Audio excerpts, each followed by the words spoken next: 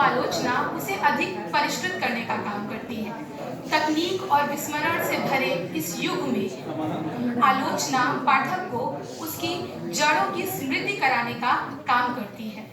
आलोचना का कार्य जितना रचना समीक्षा का है, मेरे विचार में उतना ही सभ्यता समीक्षा का भी है।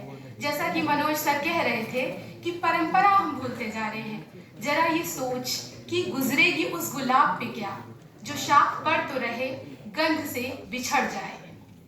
इलियट कहता है, जिसे अपनी परंपरा का जितना बोध होगा वह उतना बड़ा कवि होगा। यह शर्त आलोचना पर भी 100% रूप से लागू होती है।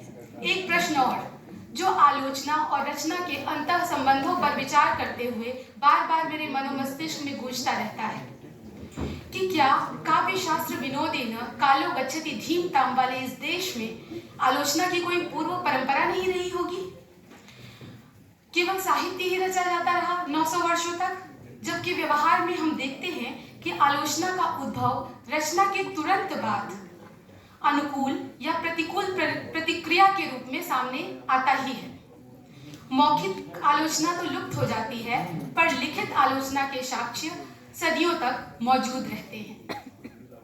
ठेठ भारतीय आलोचना की परंपरा में टीका और भाष्य के साथ पद्यात्मक, पद्यबद्ध, सूत्रात्मक शैली को देखा जा सकता है। जैसे उपमा कालिदासस्य भारवेरर्थ गौरवम दंडिनः पदलालित्यम माघे संति त्रयो गुणा। एक श्लोक में चार कवियों के वैशिष्ट्य को उद्घाटित करने वाला यह श्लोक कितना महत्वपूर्ण है। या कहें बाणोच्छिष्टम जगत सर्वम, यह सारा संसार ही महाकवि बाण का जूठन सी जान पड़ती है।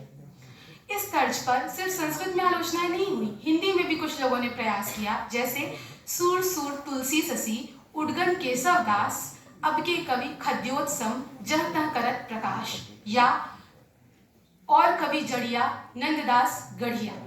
ये कोई आलोचक ही कह सकता है।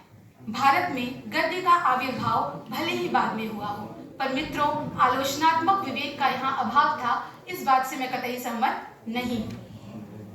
जरा सोचिए, कालिदास के वाङ्मय को समझाने के लिए मल्लिनाथ ने कितना श्रम किया।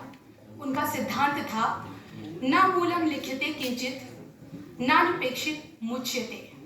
मैं ऐसी कोई बात नहीं लिखूंगा जो निराधार या अनावश्यक हो। यह आलोचना का भी सूत्र वाक्य होना चाहिए। इसी क्रम में मुझे याद आते हैं अभिनव गुप्त, जिन्होंने ध्वन्यालोक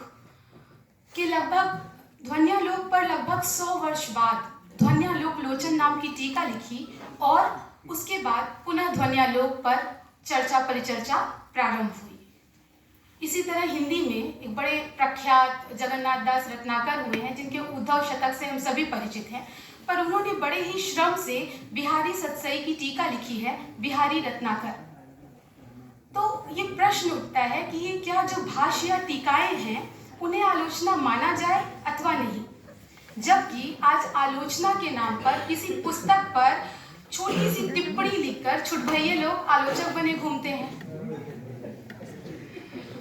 शुक्ल जी न होते तो क्या हम जायसी को जानते, जिनका पद्मावत मूल रूप से फारसी की नस्तालीक लिपि में है। उन्होंने जायसी ग्रंथावली की लंबी भूमिका लिखकर जायसी को सूर तुलसी के बरक्स खड़ा कर दिया। तो ये है आलोचना की शक्ति।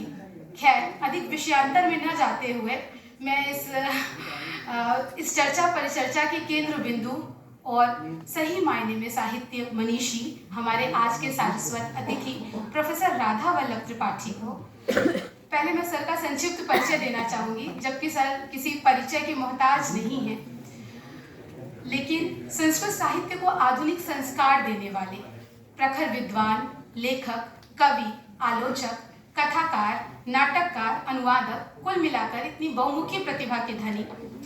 और वर्ष 1994 में सर के काव्य संग्रह संधानम को साहित्य अकेडमी पुरस्कार